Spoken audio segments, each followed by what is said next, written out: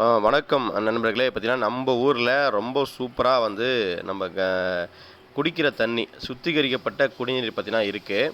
எத்தனை பேர் ஊரில் இருக்குது அப்படின்னு தெரியல. சில பேர் ஊரில் இருந்தாலும் பார்த்தீங்கன்னாக்கா வந்து ரூ. 5 வாங்குறது, ரூ. 10 வாங்கிட்டுலாம் தண்ணி விடுவாங்க. நம்ம ஊரில் பார்த்தீங்கன்னாக்கா வந்து முற்றிலும் ஃப்ரீயாக தான் கொடுத்துட்ருக்காங்க, இலவச குடிநீர்.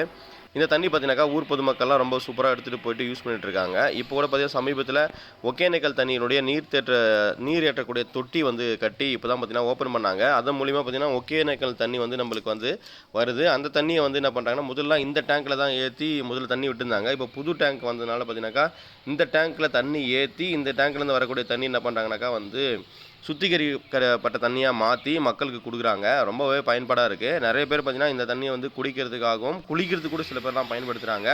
ரொம்ப சூப்பரான தண்ணி வீட்டுக்கிட்டேயே இருக்குது. சில பேர் பார்த்தீங்கன்னாக்கா வந்து குடம் இது மாதிரியான அந்த கேன்லாம் வந்து கூட பார்த்தீங்கன்னாக்கா வந்து இந்த தண்ணியை வந்து பிடிச்சிட்டு போகிறாங்க. அது மட்டும் இல்லாமல் பார்த்தீங்கன்னாக்கா வந்து கிட்டத்தட்ட வந்து ஒரு 3 கிலோமீட்டர் 4 கிலோமீட்டர் தூரத்தில் இருக்கிறவங்களும் வந்து தண்ணி வந்து பிடிச்சிட்டு போகிறாங்க. இது மாதிரி கிராமத்தில் நிறைய விஷயங்கள் புதுசாக வந்துட்டுருக்கு. சில ஊர்லாம் பார்த்தீங்கன்னாக்கா வந்து லைப்ரரி நூலகம் இருக்கும். சில ஊர்லாம் பார்த்தீங்கன்னாக்கா இது மாதிரி இலவச குடிநீர் கொடுத்துட்ருப்பாங்க.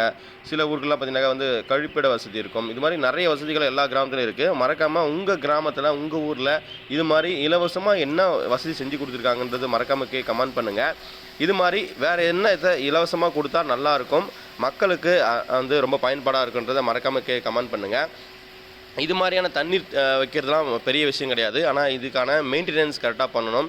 இதுக்கான அந்த சரியான அளவில் அந்த போடக்கூடிய அந்த கெமிக்கல்ஸ், அந்த தண்ணியை சுத்திகரிக்கிறதுக்காக போடக்கூடிய கெமிக்கல்ஸ்லாம் கரெக்டாக போடணும் அப்படின்ற மாதிரி விஷயம்லாம் வந்து சில பேர் கேட்டுக்கிறாங்க. சில பேர் என்ன சொல்கிறாங்கன்னா, இங்கே தண்ணி பிடிக்கிறதுல வந்து கொஞ்சம் வெயிலாக இருக்குது, மேலே வந்து கூரை அமைச்சா நல்லாயிருக்கும் அப்படின்னு சில பேர்லாம் கேட்குறாங்க. தண்ணி எடுத்துகிட்டு வந்தோம், சாப்பிட்டு பார்த்து எப்படின்னு சொல்லிட்டு இப்போ ஒரு கமெண்ட் போடணும் கேட்போம். ஃப்ரீயா?